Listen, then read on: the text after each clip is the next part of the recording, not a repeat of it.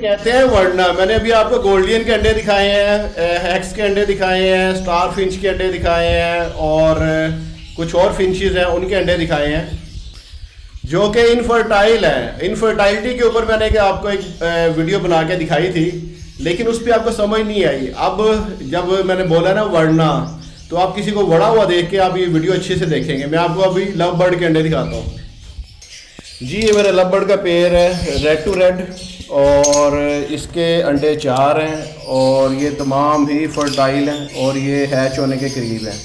लेकिन एक चीज़ दिखाता हूँ, ज़्यादातर अंडे लव बर्ड के फर्टाइल हैं, लेकिन एक चीज़ मैं आपको दिखा रहा हूँ। ये 10 अंडे हैं इस बॉक्स के अंदर और तमाम के तमाम इनफर्टाइल हैं और ये पेयर है किसी बहुत बड़ी म्यूटेशन के स्प्लिट का। और जिस बंदे से मैंने लिए उसने मुझे इसके डीएनए के पेपर दिए, ठीक है। उसके बाद ये देखने में ये वाला जो बर्ड है ना, ये वाला, ये इसकी रंप से बता रही है कि ये मेल है, और ये वाला बर्ड इसकी रंप बता रही है फीमेल है। जोड़ों से भी ये फीमेल है और ये जोड़ों से भी मेल है। लेकिन जब मैंने इसका दोबारा डीएनए करवाया है तो ये दोनों फीमेल हैं ये दोनों फीमेल है। इनफर्टाइलिटी का इश्यू जो है ना, सिर्फ लव बर्ड के अंदर नहीं आता, तमाम बर्ड्स के अंदर आता है। मेरे पास डव ने बहुत ज़्यादा इनफर्टाइलिटी की है, गोल्डियन क्योंकि नए पेयर थे, तो नए पेयर अभी इनकी उम्र इतनी नहीं थी। जो पहला क्लच होता है वो ज़्यादातर इनफर्टाइल होता है। लेकिन ये इस हॉबी कह लें या इस बिज़नेस कह लें या जो भी कह लें, इसका एक हिस्सा है। तो इसको आपने कंट्रोल करना होता है न्यूट्रिएंट से। तो आज मैं आपको ये दिखा रहा हूँ कि मेरे बर्ड, लव बर्ड क्या है ना, तो ये लव बर्ड खामोश है और ये खामोश नहीं होने चाहिए। ये ऐसी एक जिन्स है जो अगर खामोश हो जाए तो आपको फिक्रमंद होना चाहिए कि ये खामोश क्यों है। क्यों कह रहा हूँ, या तो ये बीमार है या टेम्परेचर लो है। अभी यहाँ का टेम्परेचर है 24, तो जब ये 28 पे होते हैं ये सब चहकते हैं। तो टेम्परेचर एक मेन किरदार अदा करता है बर्ड की सेहत के ऊपर, बर्ड की फर्टाइलिटी के ऊपर। अगर नर आपका स्लो है, वो ढीला होकर बैठा हुआ है और आपकी जो मादी है वो हीट पे आ चुकी हुई है, उसने तो अंडे देने ही देने हैं। उसको मेल स्पर्म मिलेगा, मेल क्रॉस करेगा, तभी वो फर्टाइल अंडे होंगे। अगर वो उसको वो नहीं करेगा, ढीला बैठा रहेगा, तो वो इसी तरह इनफर्टिलिटी के इश्यू आपके चलते ही रहेंगे। और विटामिन ई, विटामिन डी और कैल्शियम फीमेल के लिए बहुत ज़रूरी है और विटामिन ई जो है मेल के लिए ज़रूरी है। और विटामिन ई फीमेल की जो एग बाइंडिंग होती है उसके लिए बहुत ज़रूरी है। तो इसके लिए आपको डाइट बहुत अच्छी रखनी पड़ती है। सॉफ्ट फूड में आपको अंडा, कैल्शियम ई, विटामिन डी, विटामिन तमाम के तमाम विटामिन लाजमी देने होते हैं। और ऑयली सीड देने होते हैं जैसे कि सूरजमुखी वगैरह। तो ऑयली सीड में आपके पास जो अवेलेबल है। और ब्राउन राइस, हम इसको मुंजी चोना क्यों देते हैं, क्योंकि इसके अंदर से निकलता है ब्राउन राइस। ब्राउन राइस आप बगैर चोने मुंजी उसके भी दे सकते हैं, छिला हुआ भी दे सकते हैं। तो अगर आपकी बर्ड की डाइट उम्र अच्छी होगी, हमेशा पहला क्लच जो है ना नए बर्ड का, नए पट्ठों का इनफर्टाइल हो जाता है। आपकी एग अगर पेयर बाउंड अच्छे से नहीं हुए, तो वही मिसाल कल रहीम अली ढिल्लू भाई साहब ने भी दी थी कि मैंने ये देखे कि कुछ केजीज के बॉक्स नहीं लगाए हुए, कुछ पेयर के बॉक्स नहीं लगाए, इधर बॉक्स लगे हुए हैं। क्यों? क्योंकि ये नए पेयर बनाए हैं, ये बाउंड नहीं हुए। तो जब तक ये बाउंड नहीं होंगे तब तक हम इनको बॉक्स नहीं लगाएंगे। इसी तरह ये भी है। मैं बाहर दिखाता हूँ। आप कहते हैं जी अच्छा जी, इनके मैंने बॉक्स लगा दिए हैं। ये अल्बाइनो के पेयर हैं, इनके बॉक्स लगे हुए हैं। इधर अल्बाइनो के पेयर हैं, इनके बॉक्स मैंने नहीं लगाए, ठीक है। ये अभी बाउंड हो गए हैं, पेयर बाउंड हो गए हैं, लेकिन अभी ये इस काबिल मैं नहीं इनको समझ रहा। इनकी हरकत इतनी तेज़ एक्टिव नहीं है कि इनको मैं बॉक्स दूँ और ये अंडे दें और वो इनफर्टाइल हो जाए और वो एक टाइम ज़ाया हो जाए। मैं इनको तब बॉक्स दूंगा जब ये अंडे ऐसे दें कि वो इनफर्टाइल ना हो। इसी तरह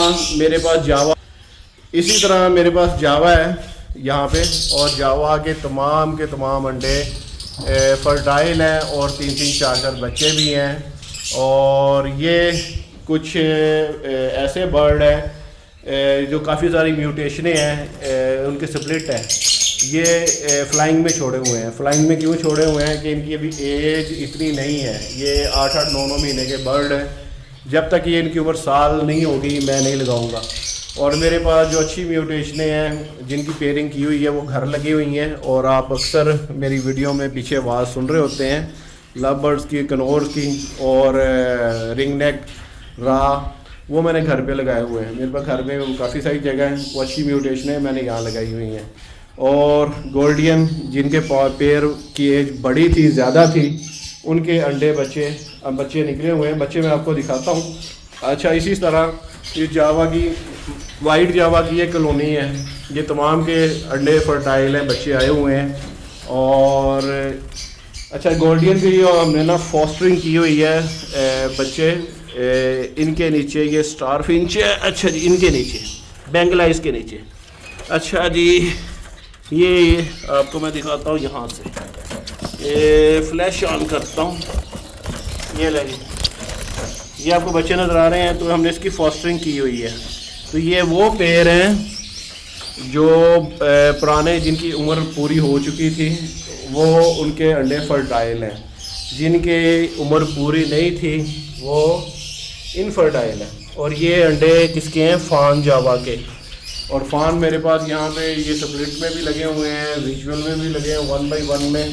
इनके अंडे फर्टाइल थे, इसके अंडे फर्टाइल थे। बाकी जो कॉलोनियों में थे, मेरे पास फिंचेस की भी काफ़ी वैरायटियाँ लगी हुई हैं। फिंचेस में ये है, स्टार फिंच ये है, इसमें एक स्टार फिंच मेरे पास ग्रीन होगी, इसमें मेरे पास ये हेक्सल लॉन्ग टेल होगी और गोल्डियन होगी। यानी काफ़ी सब कुछ ही है यार, हर चीज़ लगाई हुई है।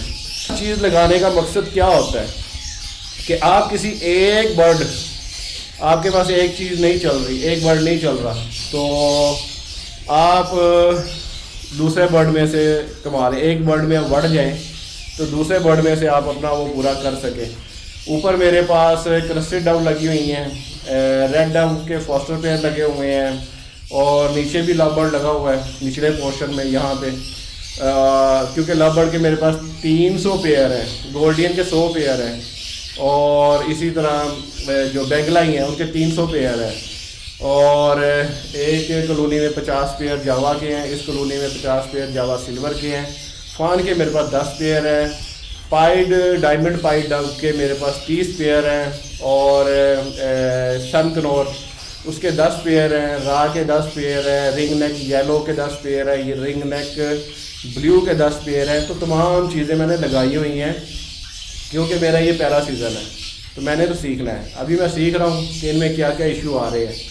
और जिस बर्ड की डाइट एज अच्छी होगी, डाइट एज अच्छी होगी, उसके इनफर्टाइलिटी के इशू नहीं होते, ठीक है। और एक चीज़ मैं आपको एक टोटका बता देता हूँ, अगर आपका बर्ड बार बार इनफर्टाइल अंडे दे रहा है तो आपने उसका मेल चेंज कर देना है। सबसे पहले आप उसकी दुम से थोड़े से पर उखाड़ेंगे, उसको एक क्लच देखेंगे, अगर वो दोबारा इनफर्टाइल है तो उसका मेल चेंज कर देना है। चाहे आपका कोई भी बर्ड है, गोल्डियन है, जावा है, लव बर्ड है, कुछ भी है, आपने उसका मेल चेंज कर देना है। मेल की वजह से इनफर्टाइलिटी का इशू होता है, फीमेल ने तो अंडे देने ही देने हैं।